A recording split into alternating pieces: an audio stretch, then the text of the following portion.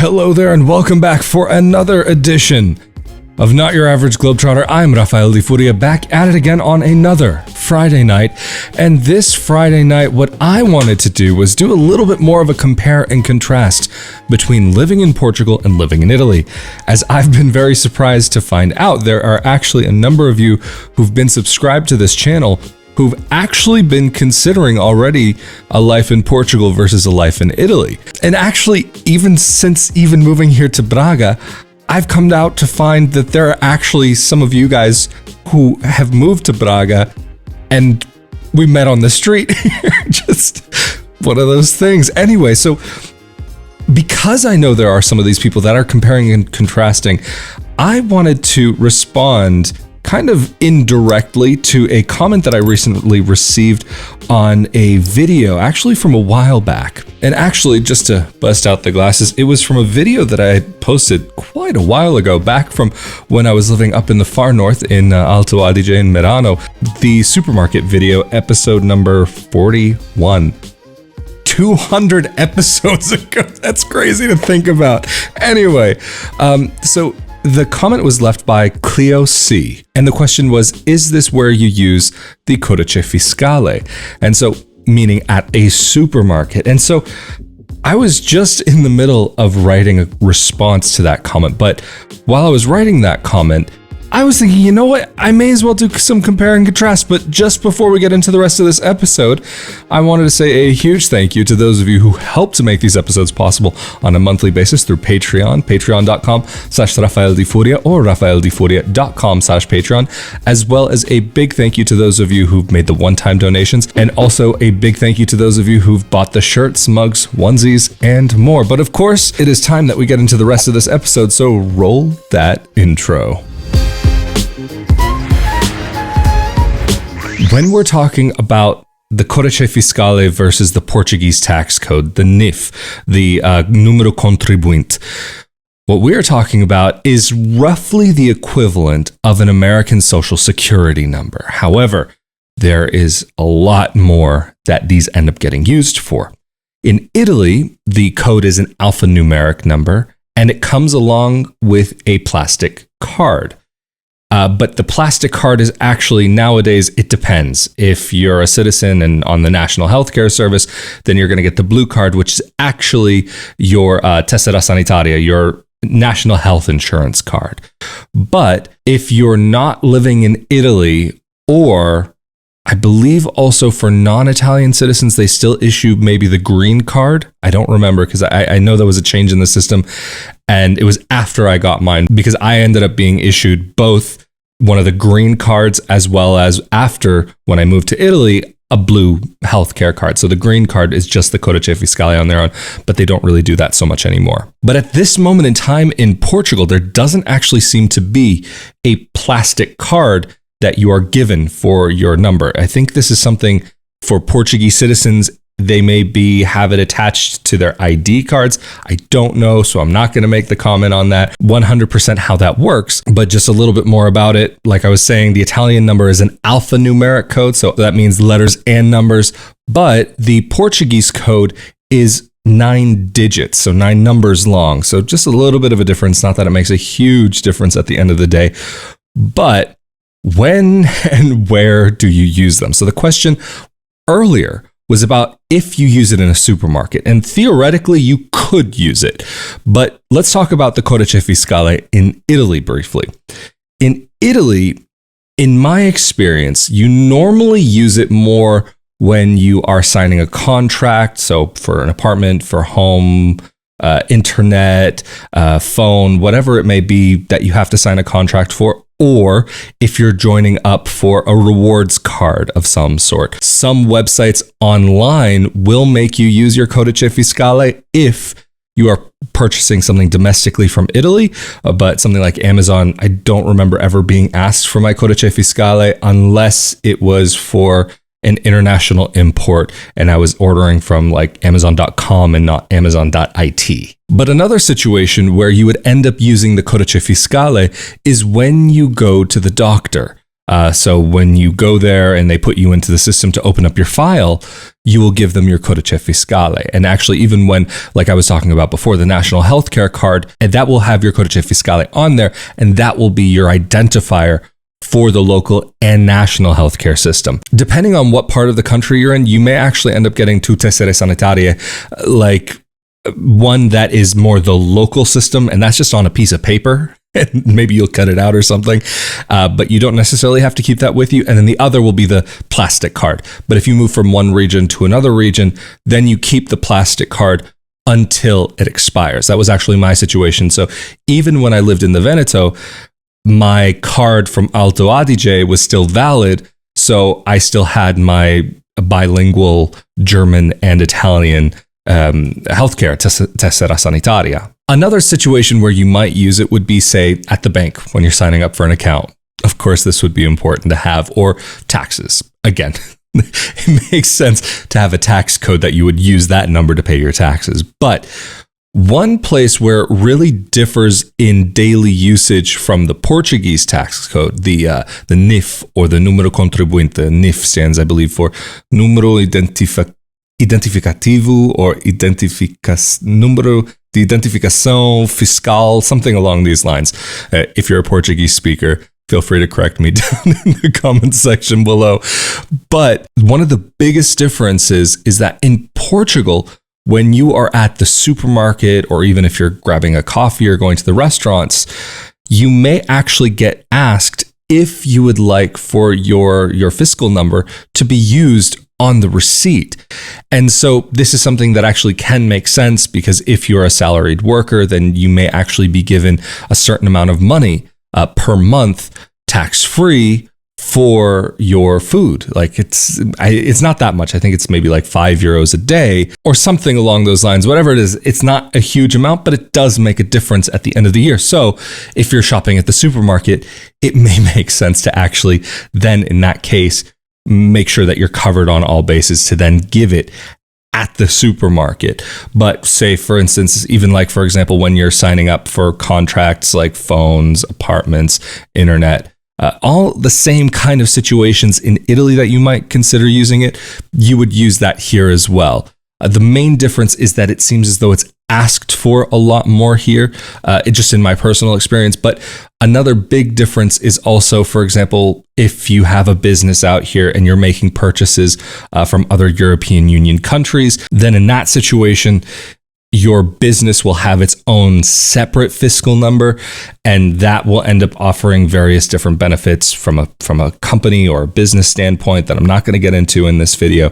But it's important to have that understanding that you have your personal number and that your commercial activities may have a separate number associated with it, just depending on how you're set up, if you have a company or whatever it may be. But even, for example, one other big difference, even when signing up for phone services here, you only really seem to need the NIF, at least in my experience, if you are going to have a contract.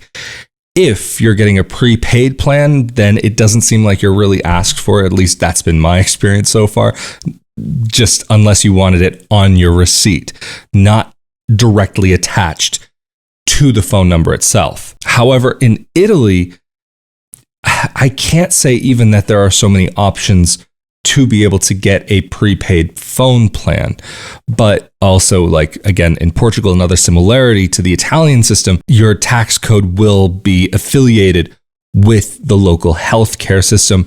Just another thing to keep in mind. And so it actually can help make things go a little bit easier. So what I know some people do is they actually print out a piece of paper, or maybe they laminate it like a card, and they keep it in their wallet just so that when they're asked while they're still learning their NIF, that they can just either hand it to the person behind the counter if their skills in Portuguese aren't so great, or they just have it so that they can read it off themselves. It ends up being quite useful. So I can say, kind of going back to having a business here in Portugal, instead of for me having to memorize both numbers, I have my business tax code on a card that I can just hand off to the person behind the counter so that they can make sure that they put in the information correct.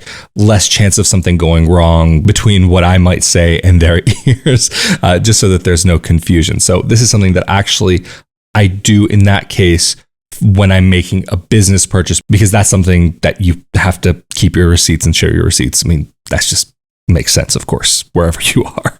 But what about actually getting these numbers? This is one situation where I would say Italy would be a lot easier to deal with in some ways than Portugal. Where there are, in many other cases, I may actually say that Portugal is a bit easier to deal with in some ways than Italy can be. But just to get the tax code for Italy, you can make a request to a consulate, or if you're in Italy itself, you can go down to the local tax office and you'll have it like in just a few minutes. And they'll print it out on a piece of paper. You might not get like the plastic card itself, but you'll at least have your identifier. If, for example, you're somebody that wants to purchase a home or rent an apartment or whatever it is that you might need the Codice Fiscale for, the bank, that's a big one, like I was saying, then in that case, you can run down to the office, grab it, and finish. Whereas in Portugal, it's a bit of a different situation.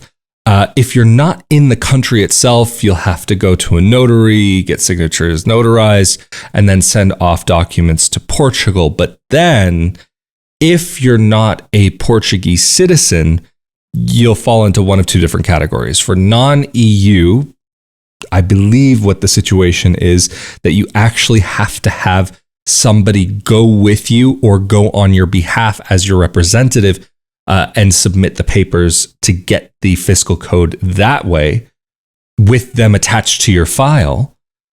But if you are an EU national and doing it inside of Portugal, I believe in that case you can go on your own. However, even if you are EU but living outside of Portugal, then you'll have to submit signatures and notarizations in a very different way. Like I was saying, you'll have to mail things in, and then it'll end up being potentially a little bit of a headache. That was definitely my situation.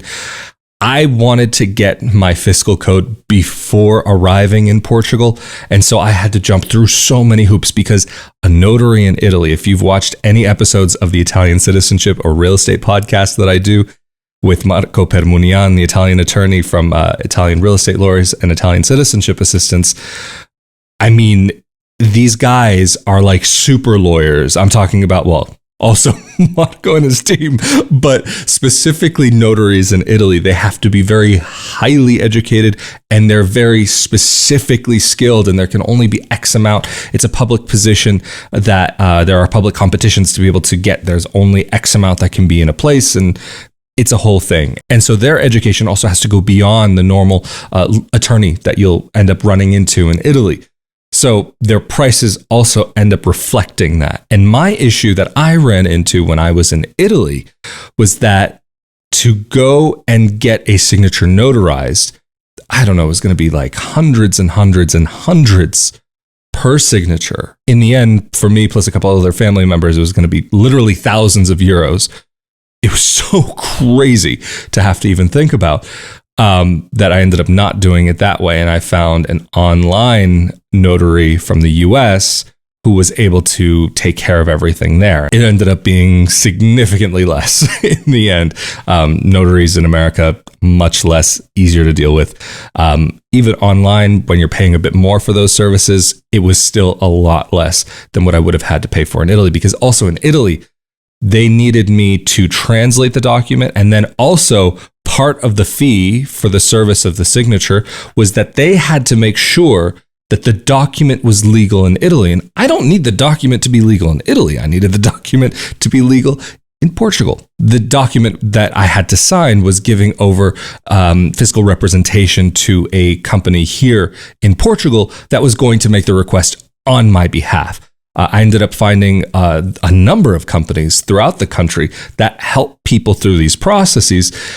Some of the prices were like 200 or 300 euros per person. I ended up finding a company that ended up doing it for like, I want to say 30 per person. So big differences there. This is one thing that you really have to shop around whenever you are seeking out any kind of expat services or services that are targeted.